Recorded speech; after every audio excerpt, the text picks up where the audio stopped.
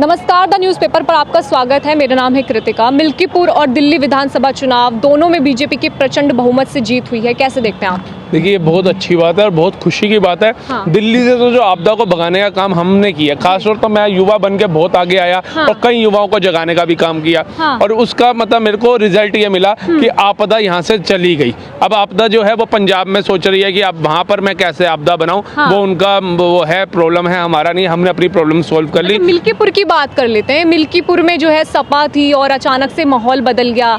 बहुत अटकलें लग रही थी कि हो सकता है सपा भी आए, हो सकता है बीजेपी भी आए, लेकिन 8 सालों बाद ये कहा जा रहा है कि बीजेपी की प्रतिष्ठा का सवाल था, एकदम से बीजेपी आ गई। कैसे बदला? देखिए कैसे बदला, वो बदलने में मैं तो कहता हूँ सबसे ज्यादा योगदान ही वहाँ के अवधेश प्रसाद जी का था, जो सांसद थे जी।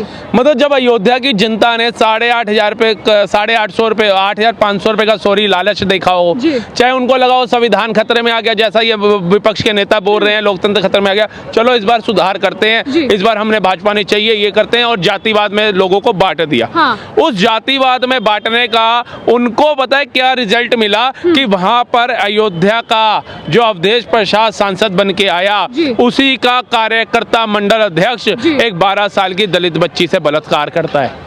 और जब प्रशासन उसको गिरफ्तार करने जाती है, हाँ। तो सपा के चीफ मुख्यमंत्री जो रहे एक्स में अखिलेश यादव कहते हैं डीएनए कराओ तब मानेंगे। और जब अवधेश प्रसाद जी का इंटरव्यू एक पत्रकार ले रहा होता है, तो वो कहते हैं आप तो इतनी पावन भूमि से, श्री राम जी की भूमि से जीते हैं, जय श्री राम। कोई जवाब नहीं देते, 2, 3, 4 बार कोई जय श्री राम का जवाब नहीं देते। और पत्रकार उनके घर पहुंचते तो उन्होंने पटका डाला होता है जय श्री राम का, तो वो कहते हैं वाह भाई वाह, आपने तो पटका पहना हुआ है। तो कहते हैं ये मैंने नहीं पहना, मेरा कोई कार्यकर्ता आया था मेरे गले में डाल गया। तो राम का इतना अपमान राम जन्मभूमि के चुने हुए अगर सांसद कर रहे हैं, तो उसका खामियाजा तो उनको भुगतना था। उसके बाद एक और बच्ची का बलात्कार वहां पर होता है, और बहुत मतलब मैं कहता हूँ दुष्कर्म का भी दुष्कर्म तरीके से होता है, जैसा एक समय पे निर्भया जैसी बहन के साथ हुआ था। उसके बाद उनको राम याद आ जाते हैं, उनको उस बहन का दर्द याद नहीं आता मैडम। हाँ। उनको मिल्कीपुर की सीट याद आती है। हाँ। जो उनकी छवि एक कहते हैं ना ईगो की प्रॉब्लम ना बन जाए, वो याद आती है। हाँ। इनको तब भी कोई मत अगर इलेक्शन मिल्कीपुर का ना होता, तब उस बहन के लिए भी इनको कोई संवेदना नहीं थी, कोई दुख नहीं था। लेकिन जैसे इन्होंने देखा मिल्कीपुर का जो चुनाव है वो नजदीक है, और लोगों का मन जो है वो बदलाव की तरफ जा चुका है, भाजपा की तरफ जा चुका है, जो राष्ट्र का नेतृत्व करती है, जो सनातन का नेतृत्व करती है, जो बेटियों को बचाने का न्याय दिलाने का नेतृत्व करती है, जनता उस तरफ जा रही है। तब मैं देख रहा था अवधेश प्रसाद जी का कि मगरमच्छ भी अगर ऐसे आंसू नहीं रो सकता था जितने गंदे आंसू अवधेश प्रसाद जी रो रहे थे, और हे राम हे राम हे राम जप रहे थे। अरे जब राम का नाम आपने जपना था तब नहीं जपा। आज जनता को मूर्ख बनाने के लिए, उसके बाद जिस घर के मंदिर में वो बैठे थे उसकी मूर्तियां बता रही थी कि मुझे आज ही बाजार से खरीद कर करके ये मंदिर बनाया गया है, और वहां पर जहां बोलना चाहिए था श्री गुरु सरोज रज निजमन मुकुर सुधार, वहां पर ये हे हनुमान हे राम हे हनुमान हे राम। जिनको हमारी हनुमान चालीसा बोलनी नहीं आ रही, जिनको ठीक से राम का नाम नहीं लेना ना, हाँ। वो चुनावी हिंदू बन रहे थे, और जनता ने उनको सबक सिखाया। तो यही कारण है कि हार? बिल्कुल, हार का कारण यही है, क्योंकि जनता को पता है जो नरेंद्र मोदी निष्पक्ष होकर सबका साथ सबका विकास कर रहा है, जो देश में सेना का सम्मान बढ़ा रहा है, जो विदेशों से 20 कंट्रियों से सर्वोच्च सम्मान लेकर के आ रहा है, जो भारत को आतंकवाद मुक्त बना रहा है, हाँ। जो भारत को कहते हैं कि एक अच्छी छवि में ले जा रहा है, चाहे सड़कों का निर्माण देख लो, एक्सप्रेसवे का निर्माण देख लो, वंदे भारत नमो भारत देख लो, गंगा की सफाई देख लो, ऋषिकेश के अंदर आरती जाकर के देख लो, काशी में चलता हुआ क्रूज देख लो, हाँ। महाकुंभ के अंदर 45 करोड़ श्रद्धालुओं के लिए जो व्यवस्था करी गई उसको देख लो। तो कहीं ना कहीं हिंदू जगह जातिवाद से निकला, और उन्होंने दिखा दिया ना बटेंगे ना कटेंगे, एक रहेंगे, सेफ रहेंगे।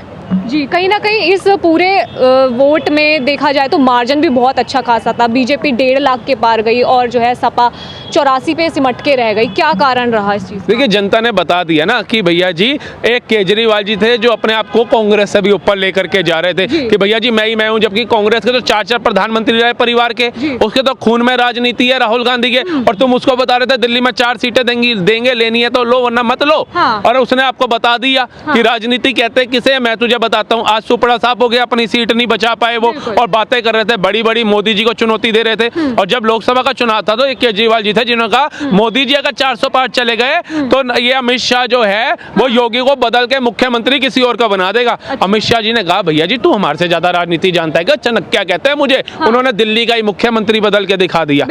अब दिल्ली का मुख्यमंत्री जो है वो एक विधायक छोड़िए, एक गांव का प्रधान बनने लायक नहीं छोड़ा उन्होंने। तो इससे बड़ा काम क्या करेंगे ये। और मोदी सरकार जो काम कर रही है ना, उसी के दम पे राज्य दर राज्य बहुत मतलब मार्जिन के साथ अपनी सरकारें बना रही है। 8 साल बाद बीजेपी जीती है और अखिलेश यादव कह रहे हैं कि ये तो धांधलेबाजी की गई है और ईवीएम हैक होने की बात तो नहीं कही, धांधलेबाजी, पुलिस प्रशासन मिला हुआ है, बीजेपी के गुंडों की मदद कर रहा है प्रशासन, इस तरीके के आरोप लगे हैं। हालांकि प्रशासन ने कहा है कि पूर्ण रूप से हम इसमें सम्मिलित नहीं थे और ना ही हमारा कोई इनरोलमेंट था। वोट जो है लोगों ने अपने मत से दिए, अपने अधिकार से दिए हैं, इसमें प्रशासन ने कोई भी धांधलेबाजी नहीं की है। देखिए मूर्खता की हद इसी को कहते हैं। हाँ। जब आप 37 सीटें लेकर के आए लोकसभा में तब आपको नहीं लगा था प्रशासन, तब तो वो 303 थी। हाँ। एक मतलब बीजेपी की सरकार थी, तब तो एनडीए की सरकार नहीं थी। प्रधानमंत्री तो पूरे प्रॉपर बीजेपी 303 सीटें ला करके बने थे।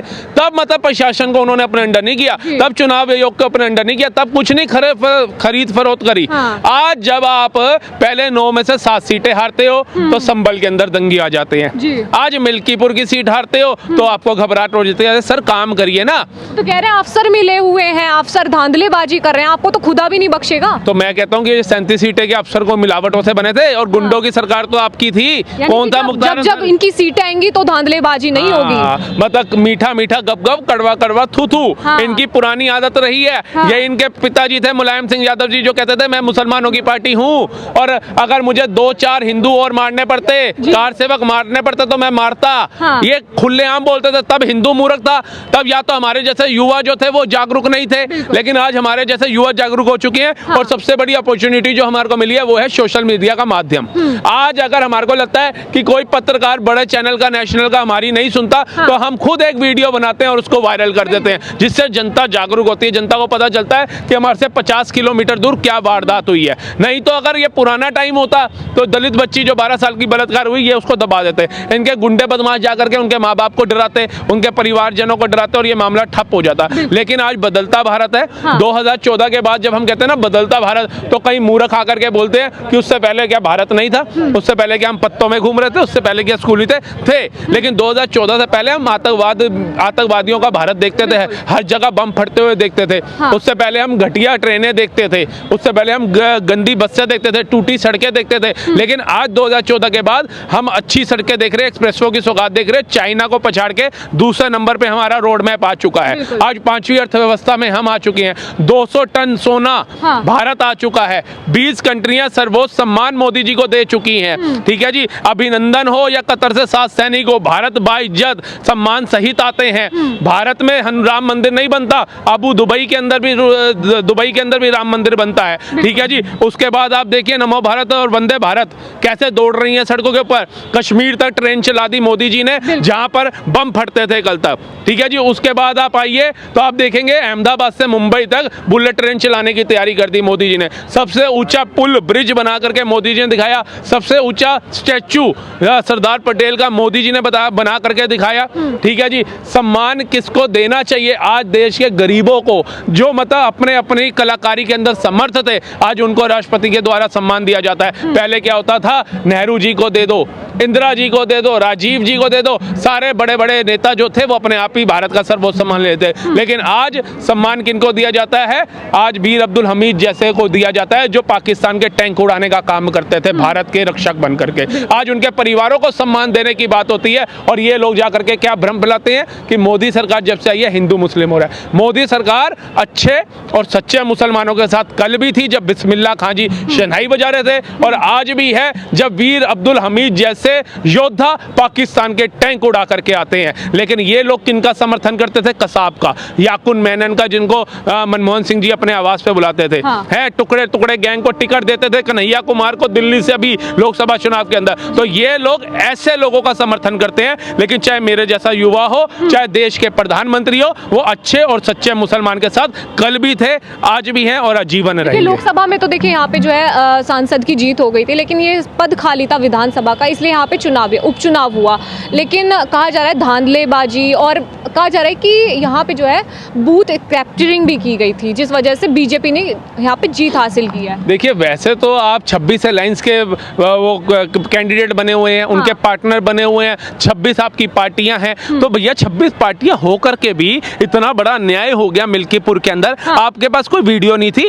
आज तो कह रहे परिवारवाद खत्म कर दिया, क्योंकि देखिए ना, एक ही परिवार के 3-3 4-4 सांसद है। कभी सुना आपने? हाँ। कभी? ये तो मेरे को लग रहा है कि आज इतिहास में पहली बार हो रहा होगा कि एक ही परिवार के 4-4 सांसद है, लेकिन वो दुहाई क्या देते हैं कि हम गरीबों के कल्याण के लिए आए हैं, हाँ। हम दलितों के कल्याण के लिए आए हैं, हम शेड्यूल्ड कास्टों के कल्याण के लिए आए हैं। लेकिन एक बात बताइए, इनके घर में कौन सा शेड्यूल्ड कास्ट है, कौन सा दलित है जिसके कल्याण के लिए आए हैं? और एक बंदा मुख्यमंत्री बन जाता है, पिताजी रक्षा मंत्री तक बन चुके हैं, लेकिन कल्याण अपने परिवार का नहीं कर पाए। उनको लगता है अभी भी कोई ना कोई कमी रह गई है, इसलिए अपनी धर्मपत्नी को भी सांसद बना देते हैं, अपनी साली को भी बना देते हैं, अपने चाचा को भी बना देते हैं, सबको बना देते हैं। और वो दलित आज भी दलित की नीचे की जिंदगी जी रहा है, वो SC ST आज भी नीचे की जिंदगी जी रहे हैं। लेकिन जब उनको उभारने की बात होती है नरेंद्र मोदी द्वारा, तब ये एक संविधान की किताब उठा करके ले आते हैं और उनका माइंड वॉश करने का काम करते हैं। आज कम से कम मिल्कीपुर की जो जनता है वो जागी, वहां के नागरिक जागे, और उन्होंने एक मैसेज सपा के